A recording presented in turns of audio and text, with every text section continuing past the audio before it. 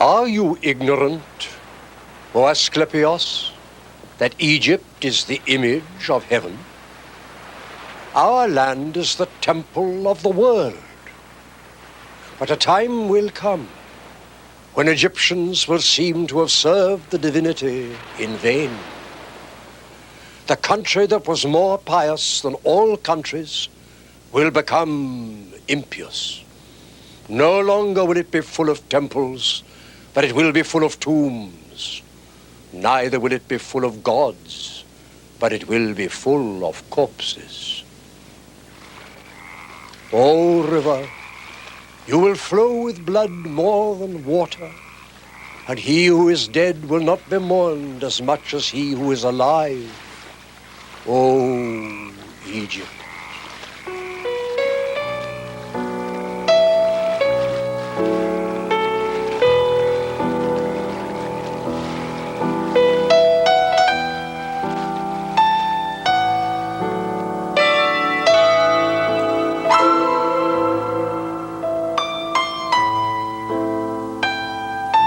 In the temples of Egypt, the symbols of mystical religion still stand. The ruins of the pharaohs' great kingdoms and their wealth are the headstones which mark the grave of a great civilization.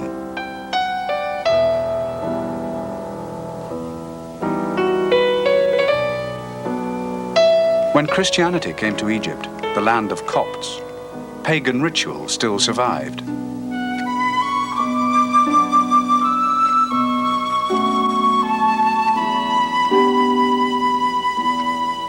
In the clash of cultures and religions, the Gnostic tradition of salvation by spiritual awareness grew up in Egypt and throughout the Roman Empire. Its message was suppressed and excised from consciousness, yet it survived.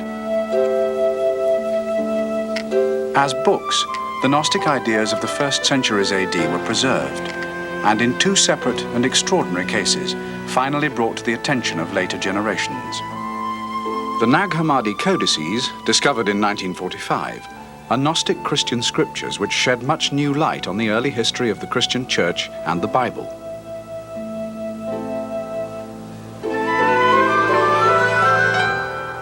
The Corpus Hermeticum, a collection of Gnostic philosophical texts originally from Alexandria, arrived in Florence in 1460 and introduced new spiritual thinking to the intellectual energy of the Renaissance. One text was found in both collections, Asclepios, named after a pupil of the ancient spiritual sage and philosopher Hermes Trismegistus.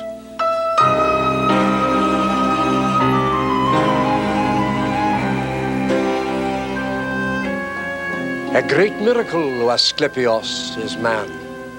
Honor and reverence to such a being, because he takes in the nature of a god as if he were himself a god.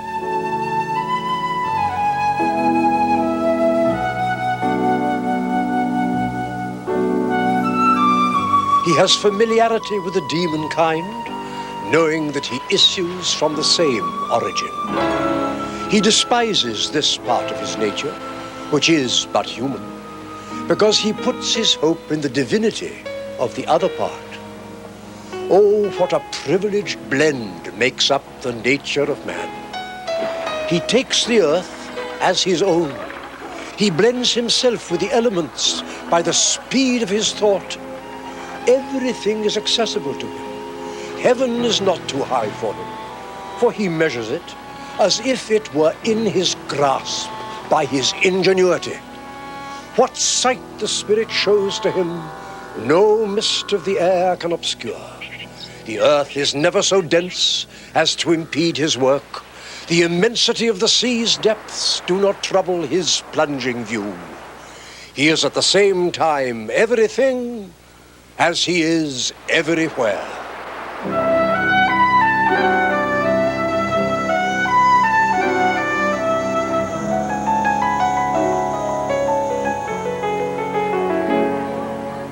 The Renaissance, founded upon the artistic and material wealth of Florence, enjoyed an intellectual climate highly favorable to Gnostic influence.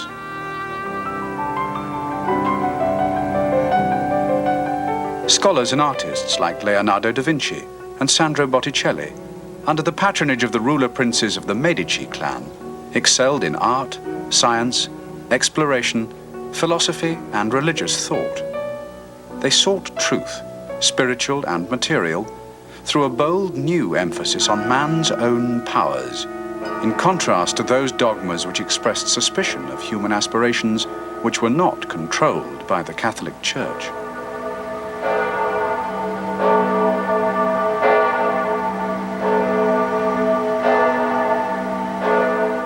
Gnosticism took root in Florence 500 years ago, with the arrival of a volume of Greek copies of 2nd and 3rd century manuscripts, non-Christian Gnostic texts from Egypt and the Orient. This book was the Corpus Hermeticum, or Works of Hermes. The name of Hermes Trismegistus is connected with the Greek god Hermes, Mercurius in Latin. But there's a great difference. This Hermes is a kind of incarnation which bears the same name, but who has a great and quite other background. Well, they thought he was an ancient Egyptian sage and somebody who was either a predecessor or a contemporary of Moses. In fact, I think it says on the pavimento in Siena, the cathedral at Siena, that he was actually a contemporary of Moses. And in this way, he handed over the ancient Egyptian wisdom to Moses. We cannot mention a concrete person being the author of the so-called Corpus Hermeticum. We can only say that the actual writings were written in the 2nd or 3rd century in Alexandria by a group of scholars interested in Platonic and Gnostic studies. Dr. Frans Janssen is curator of a private Dutch library, the world's largest collection of books and manuscripts of Hermetic philosophy, Gnosticism, alchemy, and Rosicrucianism. The first edition of the Corpus Hermeticum is one of its most valuable volumes. Here in my hand, I have a very rare book. It is the first Latin translation of the works of Hermes, which we call now the Corpus Hermeticum, printed in the year 1471. On May the 29th, 1453, the medieval world came to an end when the Turks overthrew the Byzantine Empire, and a lot of Greek monasteries were overthrown and all their libraries were destroyed. And the Renaissance princes, being men of very questing minds, bought up a lot of the manuscripts that were coming from Greece. It was about the year 1460. A monk came up to Florence, and the monk was well aware that in Florence the ruler, Cosimo de' Medici, was a book collector. And he offered him this Greek manuscript which contains the works of Hermes. And Cosimo was immediately alert. He was over 70 years old. And so he said to Ficino, I know you have other work to do. That other work was the translation of Plato. But this is more important. And I feel that I will die soon, and I want to read first Hermes. It's a very large body of text. Some of them are philosophical, but some of them deal with the occult. They deal with astrology. They deal with what one scholar has called low-grade hocus pocus. It does have the principle of revelation, for example, and this revelation is designed to reveal the nature of the cosmos and to establish man's relationship within that scheme of things. It has been described as either as semi-Gnostic or Hermetic Gnosis. The rediscovery of ancient wisdom in 15th century Florence was due to its ruling dynasty, the Medicis.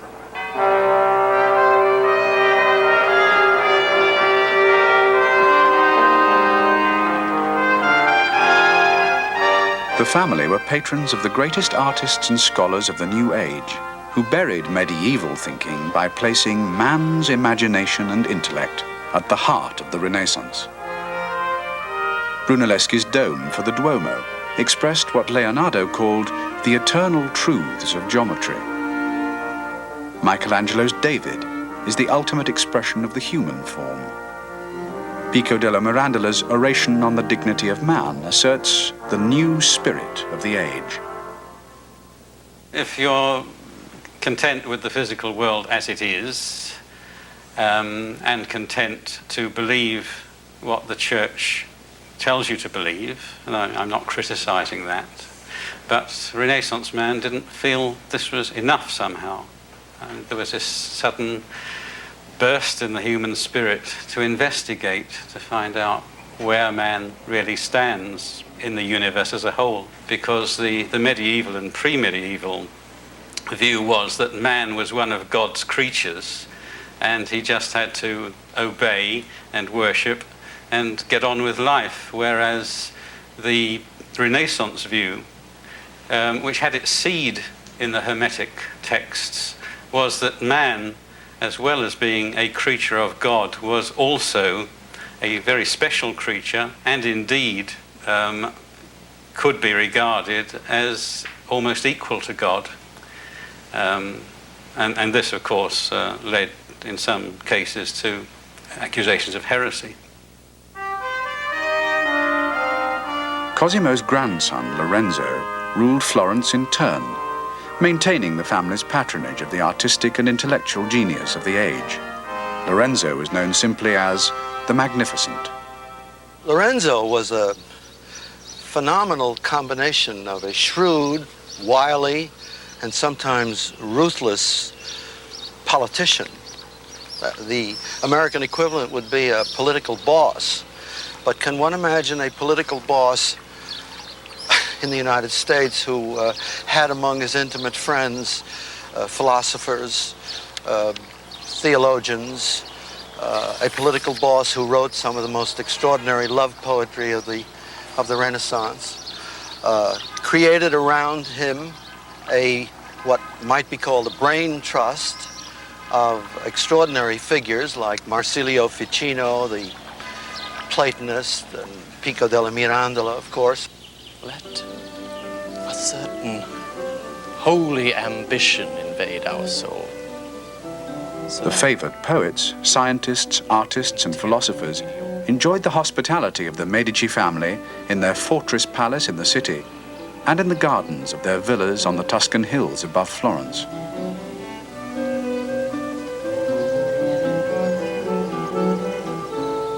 Every year, Plato's birthday was honored at their first country house, the Villa Careggi. The central ideas of Hermetism took hold in this charmed circle, which took them to be a kind of pure and original theology, prophetic of Christian teaching. Ficino, the translator of Hermes and doctor to the Medici family, attempted to practice the ideas which he found in the Corpus Hermeticum. Now, Marsilio Ficino had developed the Hermetic ideas into his medical practice insofar that he studied the stars, as did most doctors of the time. And if he felt that certain planets were in an unfortunate position in someone's horoscope and were causing them problems of one kind or another, he endeavored to correct this by putting up images and lights in certain patterns, and he composed symbolic hymns and pursued what he called natural magic. Magic was the technique to attain Hermetic gnosis. A magus was its exponent. Lorenzo was portrayed by Botticelli as one of the three magi who came to Christ's birthplace because they had the wisdom to interpret astrology. The ambition of Renaissance man to comprehend himself, the world, and God was all contained in the one word, magic.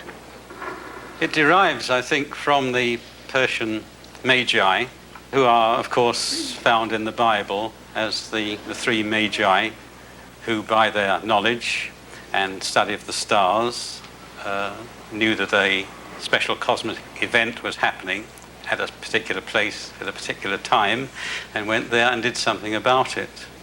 And so the term magi, and from that how they did it, magic, was quite important and quite respectable.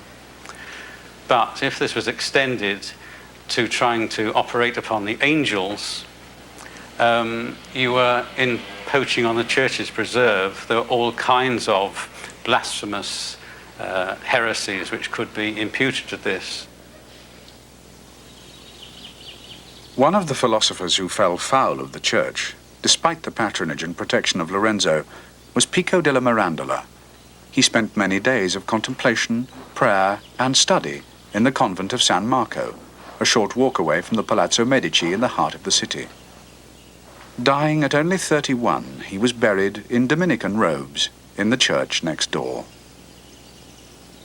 Pico was one of the great humanists of the Renaissance. He was born in 1462 and was obviously a child prodigy. In fact, there is a story surrounding his birth, and that's when his mother was giving birth to him, a circle of flame appeared over the bed.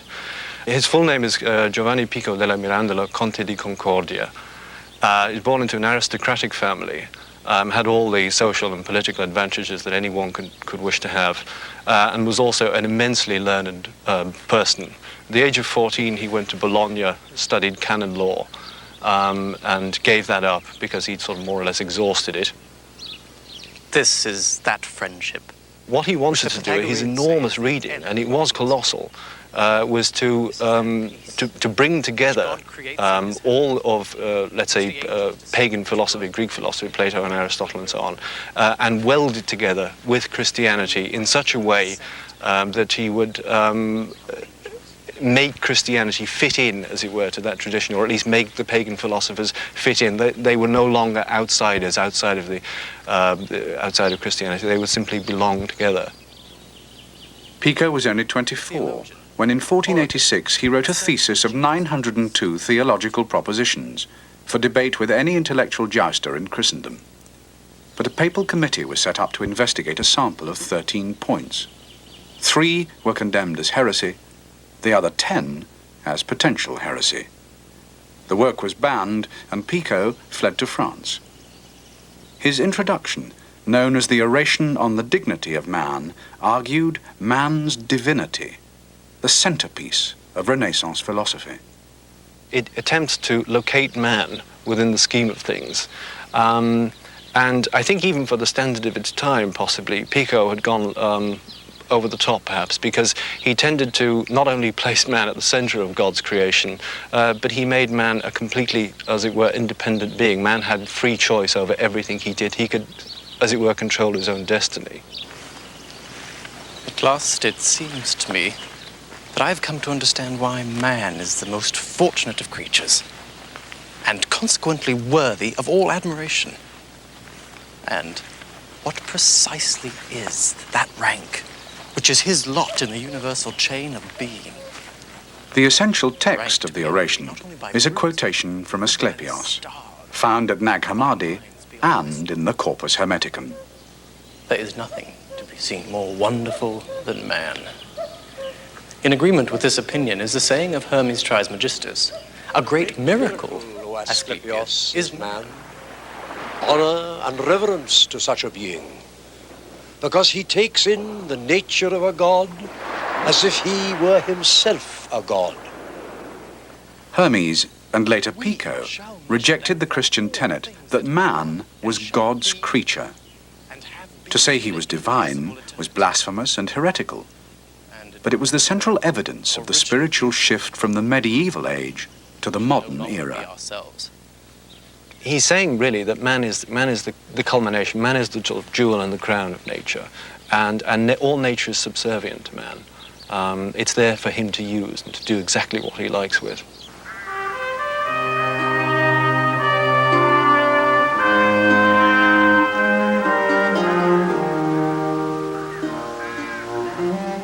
The Renaissance philosophers renewed man's perennial attempts to locate himself within the universe, and not merely to accept his destiny as random.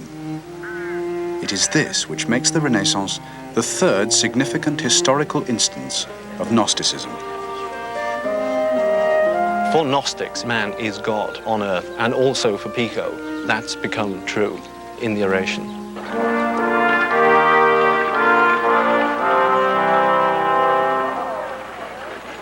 Gnosis has always been judged a heresy. To the Church, Pico and the Hermetic philosophers are as heretical as the authors and readers of the Gnostic papyrus scriptures found in Egypt in 1945. Pico attempted to integrate all previous wisdom, Plato and Pythagoras, Zoroaster and Jewish Kabbalah, to confirm and fortify the Christian tradition. Not for nothing is he called the Conte di Concordia, and it's very important because Pico took things like this very seriously. The whole business of gathering things together and providing a concord in which you would have a whole was quite important to him, and indeed to much of the Renaissance tradition.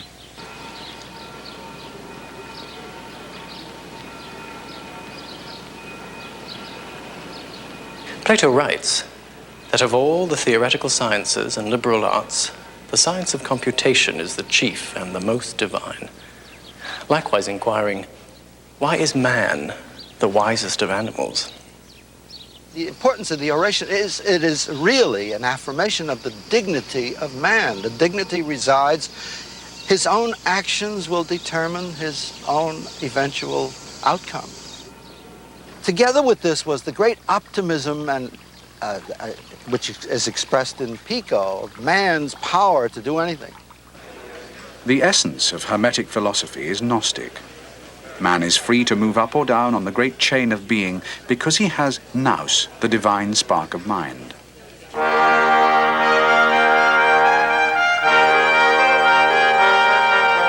Reaching nous is gnosis. The aim of the Hermetist is to unite the above and the below, the inner and the outer, the known and unknown, the material and the spiritual, and to use his powers. What distinguishes him from the animals and from the rest of the creation is his own divine spark, which, if he develops the knowledge of how to approach that spark, can become as God, can in fact change the world, as indeed he has since Renaissance times. Thou shalt have the power to degenerate into the lower forms of life, which are brutish. Thou shalt have the power, out of thy soul's judgment, to be reborn into the higher forms, which are divine.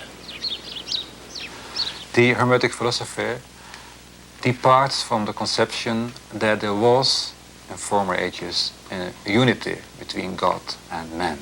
And this unity is lost. And what the philosophy aims at is to recover this unity.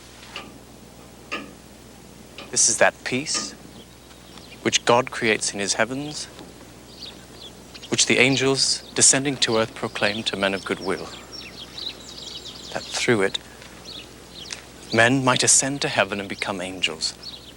Contemplation of nature. Looking to nature not only with scientific eyes, but through nature, getting the idea behind nature. Whatever seeds each man cultivates will grow to maturity and bear in him their own fruit. If they be vegetative, he will be like a plant. In the oration, you have a beautifully eloquent, spelled out statement of the intermediary position of man. Man consists of higher and lower potentialities. He's set midway, a little lower than the angels. He loves to quote from the Psalms there. A little lower than the angels, a little higher than the beasts. Where he will go, whether he rises to rejoin the one, the source of all being, God, or whether he descends, and not into a Dante-esque hell, but descends to a kind of state of material brutishness, depends on his own will. The oration has been described by Eugenio Garin, the great Italian Renaissance scholar, as the manifesto of the Renaissance.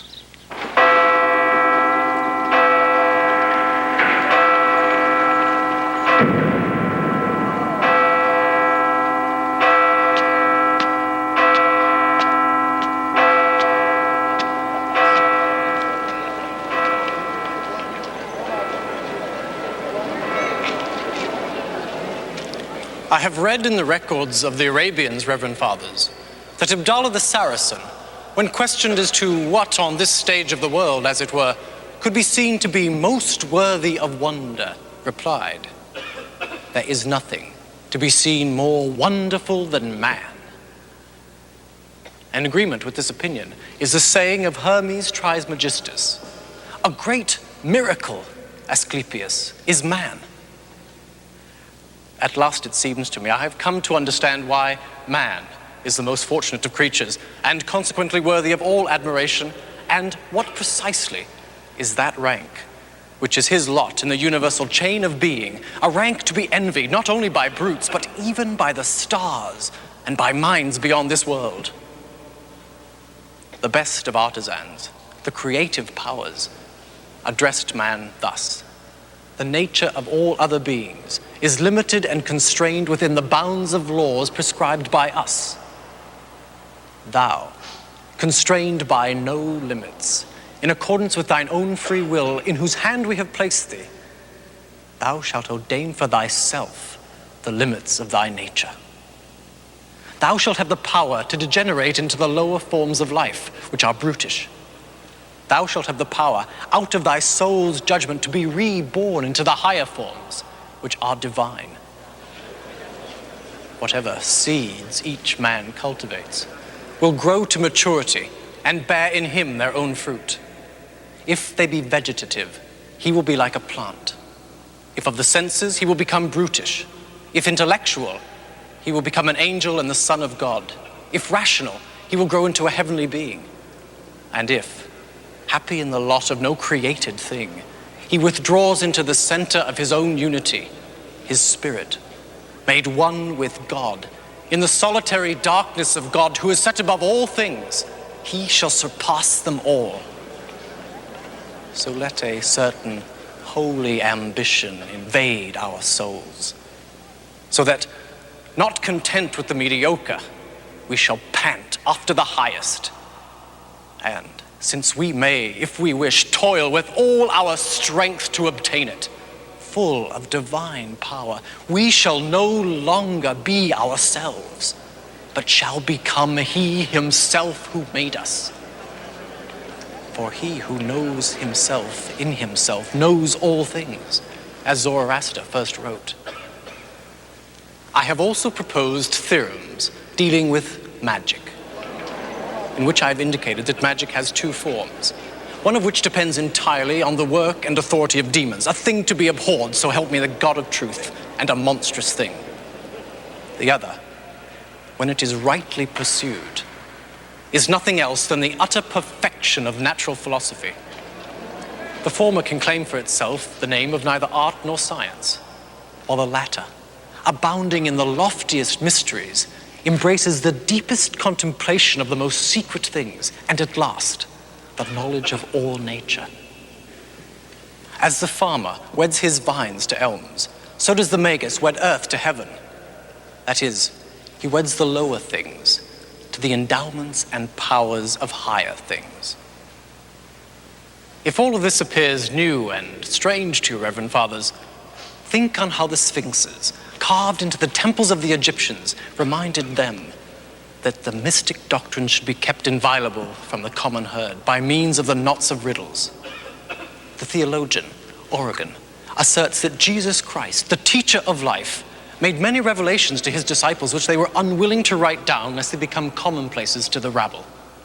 This is in the highest degree confirmed by Dionysius the Areopagite, who says that the occult mysteries were conveyed by the founders of religion from mind to mind, without writing, through the medium of speech. Let us consult the Apostle Paul, the chosen vessel, when he himself was exalted to the third heaven. he will answer, according to the secret interpretations of Dionysius, that he saw the cherubim being purified, then being illuminated, and at last being made perfect.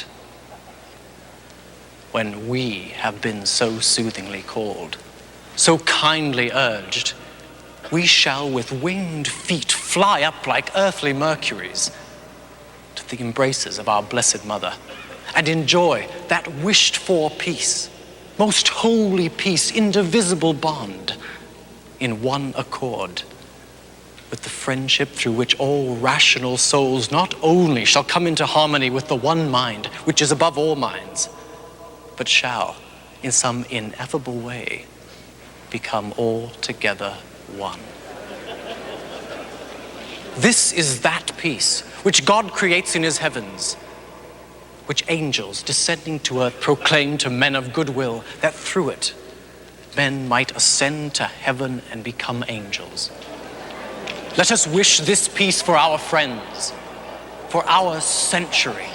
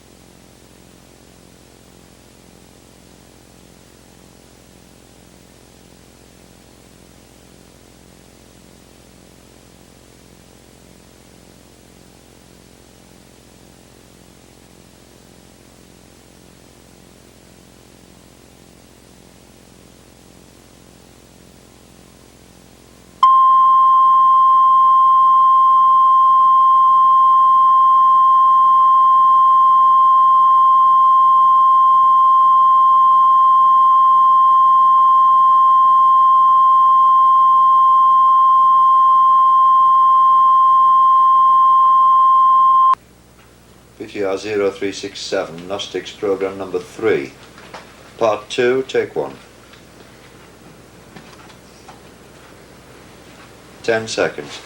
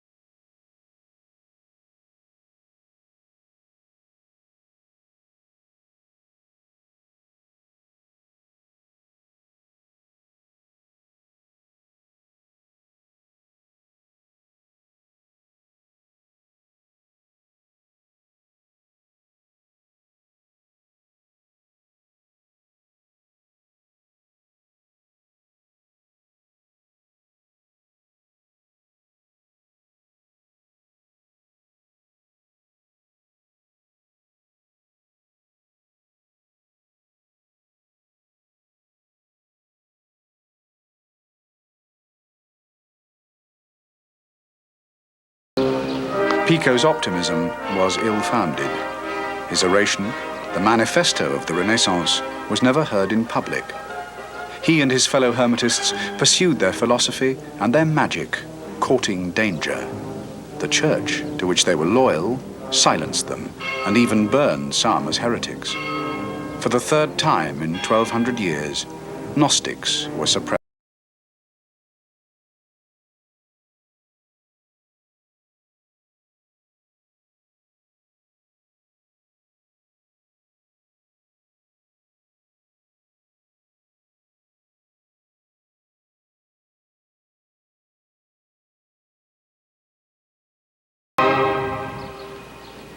But the Gnostic pulse continued to beat, not as a distinct form of religious practice, but as a spiritual dimension of scholarship, art, and philosophy. Hermetism and Gnosis, united in magic, remained controversial. In England, attacks on witchcraft expressed the superstitious fear that magi had secret powers to effect spiritual changes in the cosmos. The targets were the celebrated Renaissance men whose scholarship knew almost no bounds, like the English scholar, linguist, inventor, and magician, John Dee. Dee was 100 years on from the Medicis, Renaissance man, second generation, so to speak, who really could operate. He was a great mathematician. He was he went to Cambridge and then to the University of Louvain, and at the age of 23 gave mathematical discourses at the University of Paris, which were so popular that people were standing in the windows. He was a very brilliant man of his times. He lived, and they all lived, in a very different world. They really believed in an inner world of spirits, and that these spirits could affect man, and just as man could affect the world.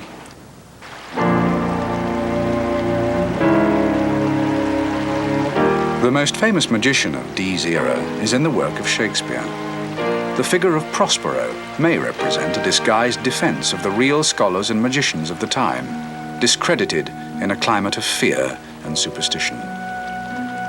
The Tempest is one of Shakespeare's last plays, and therefore is written in the time of James, because James was very much obsessed with witchcraft and demonology. So if Shakespeare was presenting Dee as Prospero, he was in some way trying to reinstate Dee, or reinstate the image of the Hermetic philosopher. Ye elves of hills,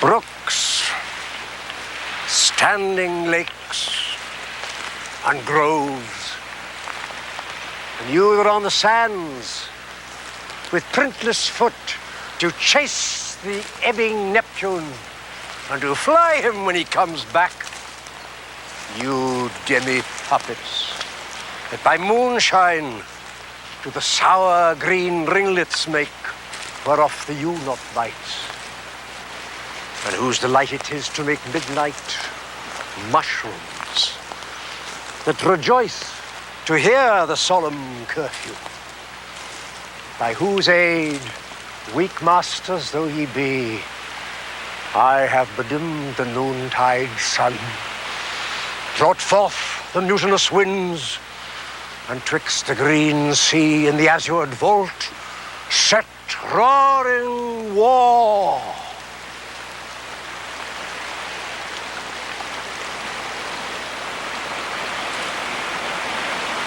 To the dread rattling thunder have I given fire, and rifted Jove's stout oak with his own bolt. The strong-based promontory have I made shake, and by the spurs plucked up the pine and cedar. Graves at my command have waked their sleepers, oped and let 'em forth by my so potent art.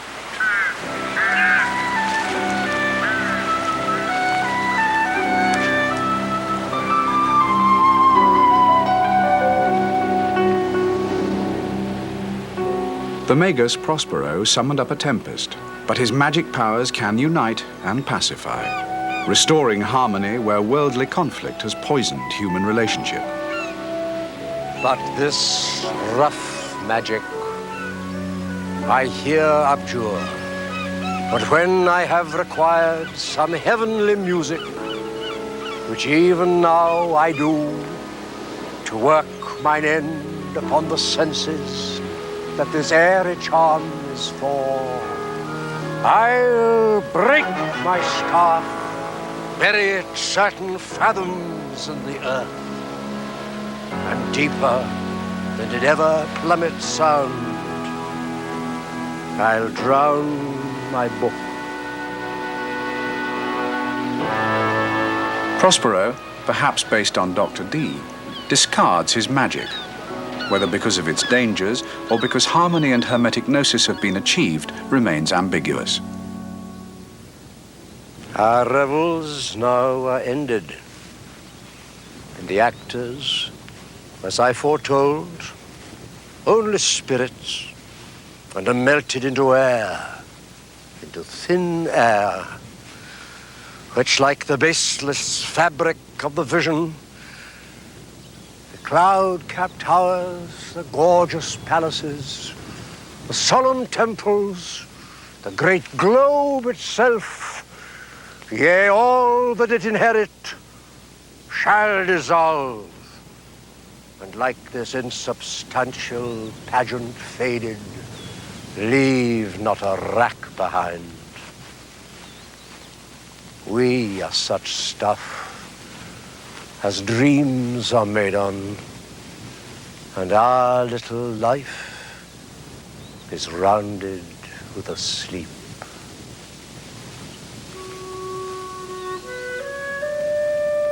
Since the fading of the Renaissance, open manifestations of Gnosticism have been rare and intermittent. Its exponents have been scattered. Yet through almost 5 centuries of art, literature, and philosophy, the inward pulse of Gnosis has endured, despite its inherent conflict with church dogmas and rationalist principles. Gnosis underlies alchemy and rejected the Age of Reason, yet found exponents in the Romantic era. The 16th century German shoemaker mystic Jakob Böhme is claimed by some as a Gnostic, as is another German, the poet Goethe, who immortalized the magical legend of Faust. Advocates of the Gnostic tradition argue for the Gnostic inspiration of names as diverse as William Blake, Karl Marx, Rudolf Steiner, Carl Jung, and John Lennon.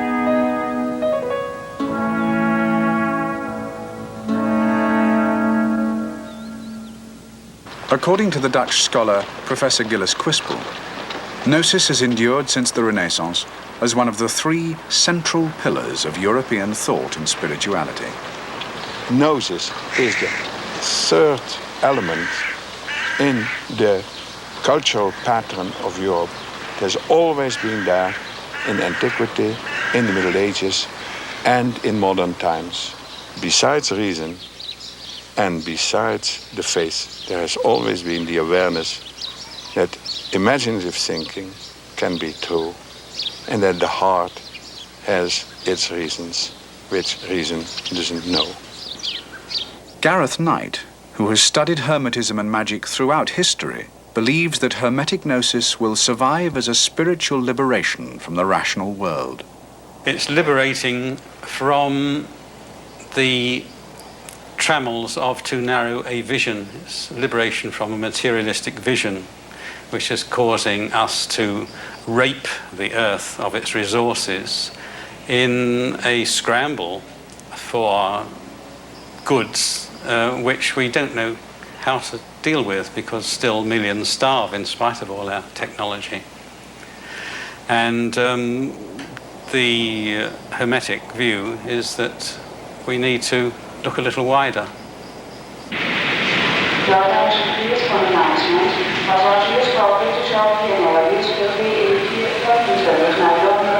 Pivot 3-1 for startup clearance. Pivot 3-1, clear to start. 3-1, Roger. Ground Golf, Bravo, Alpha, Sierra Golf. The drive of life in itself always comes from an invisible spiritual level. And I believe that the technical world, they discovered the secret of the atom. A businessman who runs both his life and his company on the principles of Hermetism. The concrete achievement of his materialistic vision is balanced by life's spiritual dimension. A human being can go in the same moment, spiritual and material, if he is really connected to his own inner center that is linked with the center of the universe.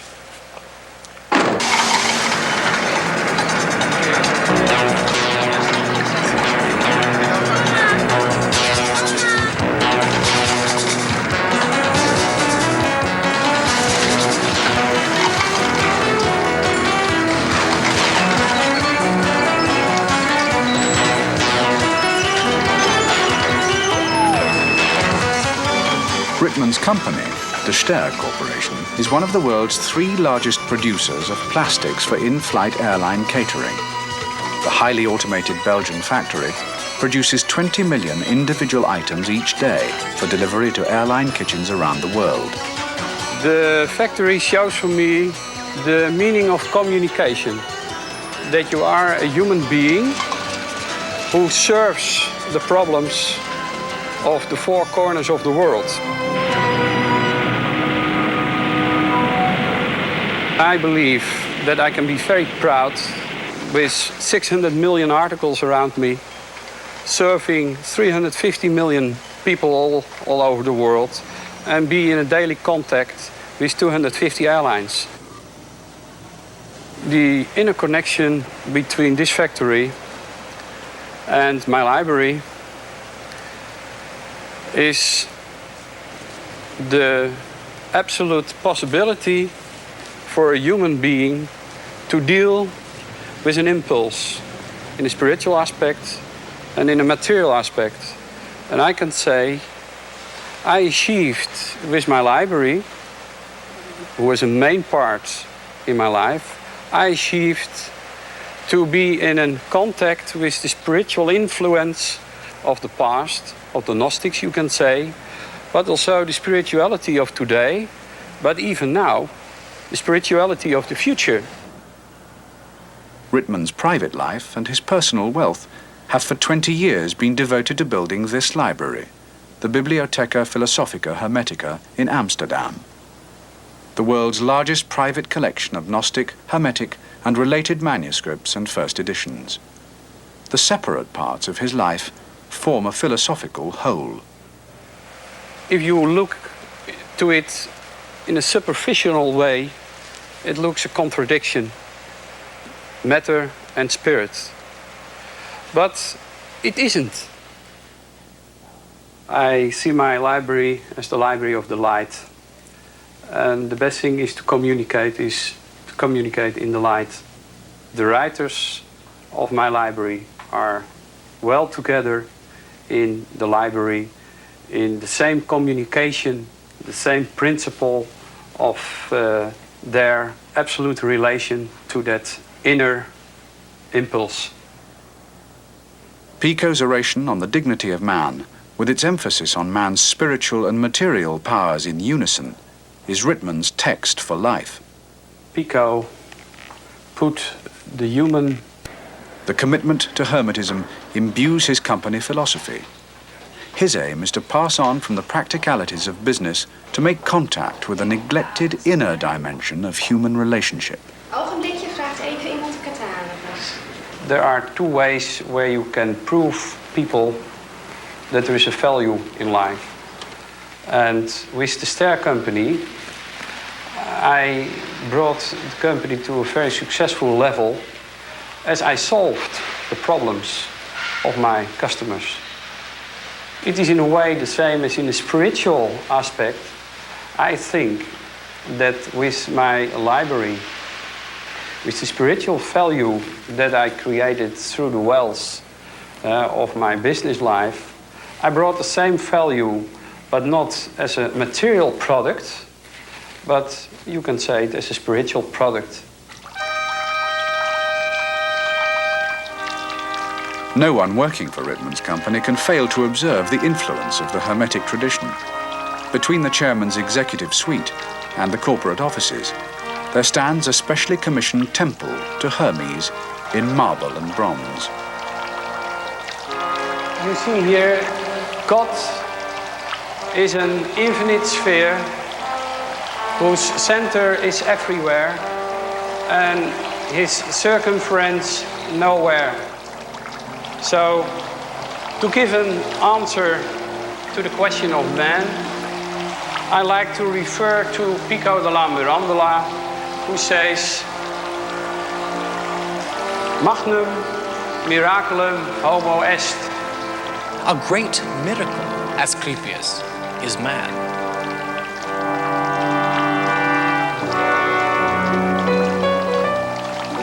A great miracle, Asclepius, is man.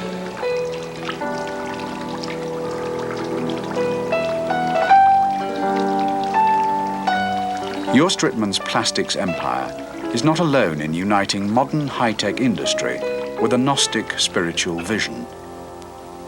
In America's Silicon Valley, there has existed for 10 years a small but thriving Gnostic church, which uses scriptures based on the texts from Nag Hammadi and is led by a woman bishop. That ye may overcome the powers of the archons of the world. Today, the knowledge of the Gnostics is a self-knowledge. The last program of this series will show that in the modern era, which began with the Renaissance and the dignity of man, the pulse of Gnosis beats still, yet remains a mystery.